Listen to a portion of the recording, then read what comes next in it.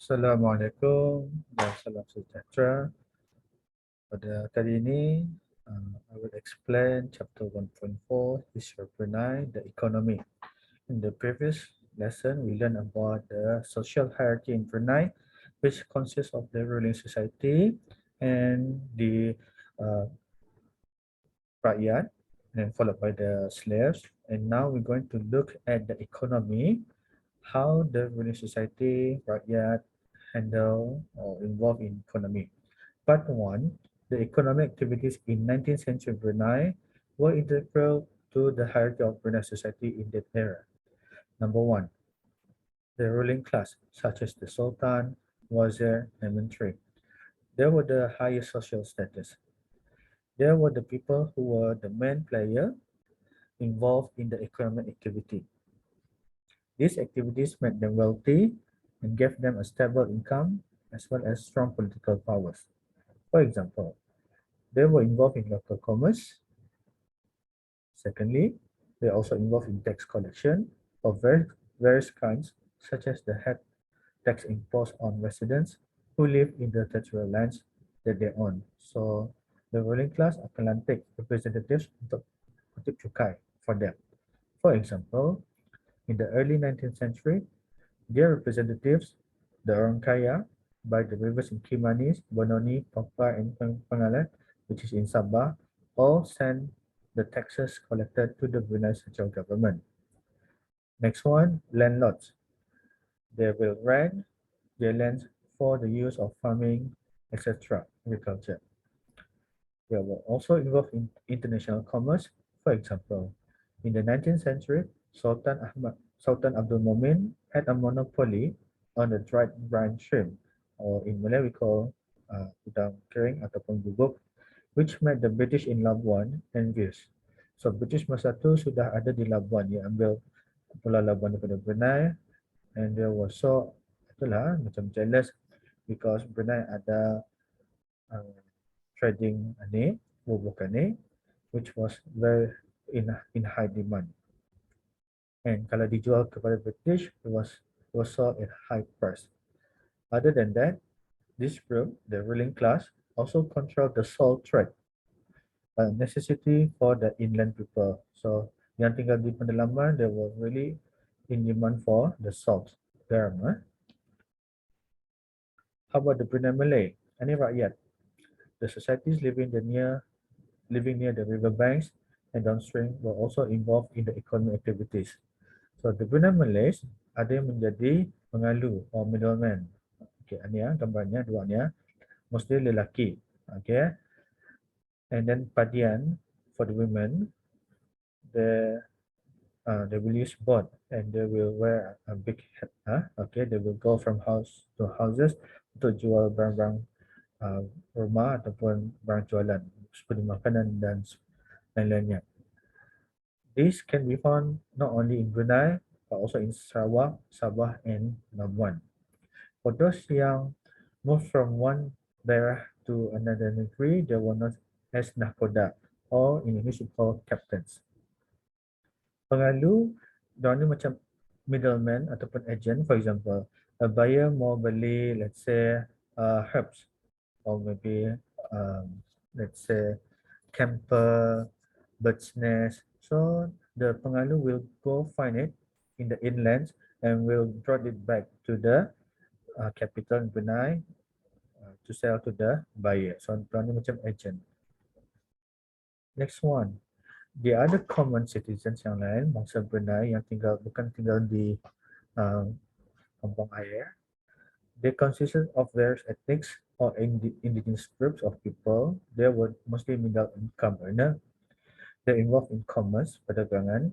They're also involved in farming, fishing, and handcrafting.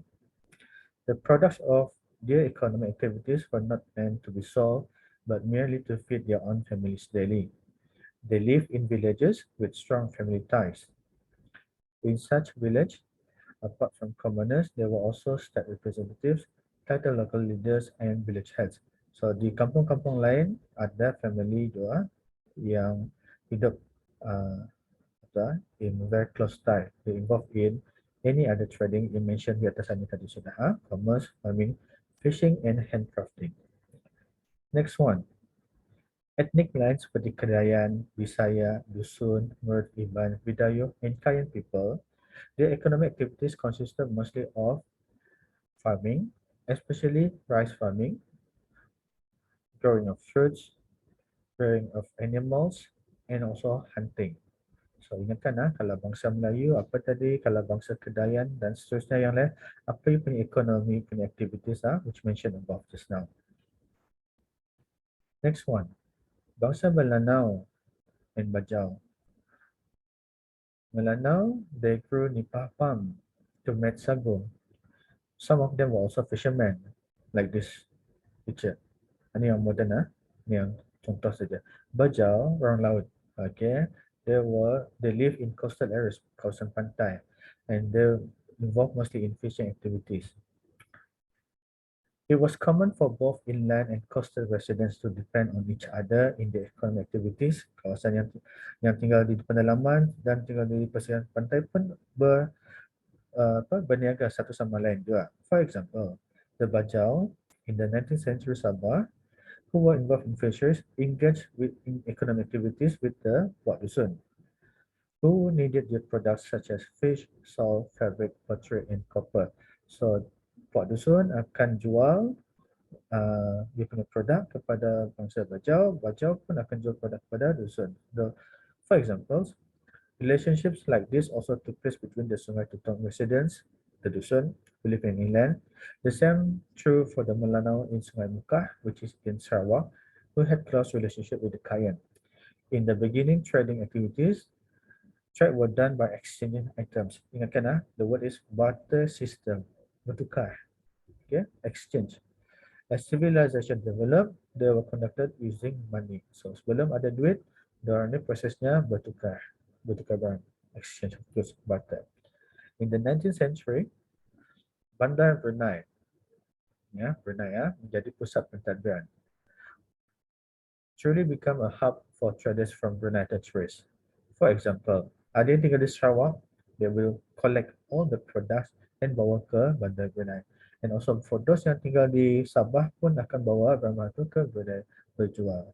Contoh-contohnya, they have candles, lilin, gold, emas, black pepper, camphor, uh, berries, and also bird's nest.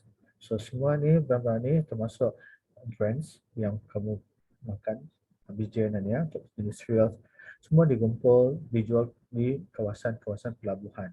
Okay, pelabuhan ini yang dekat-dekat dengan sungai besar, termasuk ke Brunei. Now, part number 2, Brunei's trade relations with China. You know, China is a very big market, a big trading empire in Asia region, if not the world. Okay, so bila Chinese traders datang ke Brunei, they will visit each of the port, termasuk di Kampung Air Sungai Brunei, di bagian Tutong, and so on. If you see here, the rivers of Brunei function as the trading places for Brunei to purchase produce from the natives. Natives ni adalah port-port yang tinggal di pedalaman. As mentioned, just like Kedayan, Dusun, and so on. So they will gather, kumpul barang-barang ni di kawasan pedalaman, dan yang dia akan bawa ke pelabuhan di atas, okay, termasuk di pelabuhan Sungai Brunei. For the Chinese, balik. So the Chinese lepas lagi masuk ke pedalaman, they just wait at the port trade center, and bangsa Melayu akan kumpul daripada bangsa-bangsa yang lain ni yang akan membawa daripada inlands ke pelabuhan Brunei, dijual kepada bangsa Cina. Lastly, last slide, produce such as coal, iron, camphor, sago was sent to Brunei ports. Yang sini tadi Bandar Seri Begawan atau Bandar Brunei, untuk dijual kepada the Chinese and European traders. Chinese, European. This contributed to the development of Brunei trade and economy of Brunei as a whole. Brunei and China enjoyed close ties back in 18th century, which led to China's increased demands for products farmed in Borneo. So, bangsa China pedagang daripada China suka membeli barang Brunei. Brunei's trade with China was further aided by the fact that it was situated in the prime location. Prime location artinya lokasi yang sangat strategik untuk tempat ia bersinggah between the two countries of China, Brunei. Sebelum ia singgah ke tempat lain, contohnya di Malaya, Indonesia, and the others. Thank you.